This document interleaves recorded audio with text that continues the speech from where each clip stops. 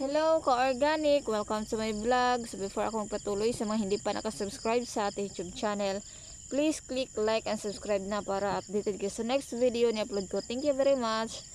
So, ayan. Nabisi tayo pagtrabaho dito sa garden kaya hindi na tayo nakapag-update na ating mga pananim. So, ngayon, back to reality. Mag-update na tayo ng mga activities natin dito sa farm. Ayan. So this one is alugbati for seed production.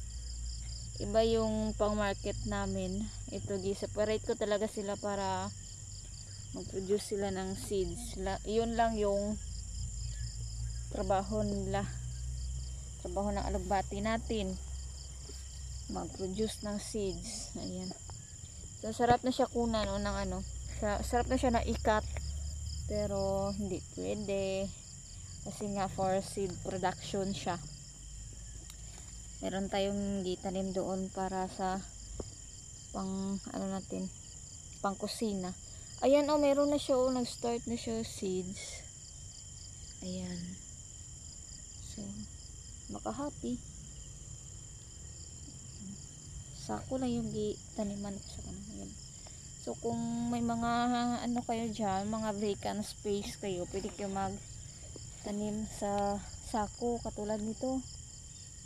Ayan. Advantage kasi ito siya pag nasa sako siya kasi hindi ma-wash out yung mga nilagay mo na mga papataba or mga manure kasi yung practice natin dito organic, naturally grown talaga tayo. Bawal tayo yung mga synthetic. So kung maglagay kayo ng mga manure, dapat i-secure nyo yun na hindi yung fresh kasi mainit yun, mamatay yung mga tanim ninyo. Ilagay nyo yung yung dry na, hindi yung fresh kasi delikado sa tanim, mamatay yung tanim natin. Avoid natin yung fresh. Ayan. So, yun na muna yung update natin sa ating alugbati. Ayan, may pa, spider. Ayan,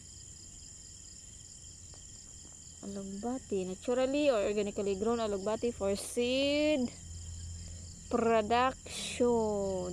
Go organic!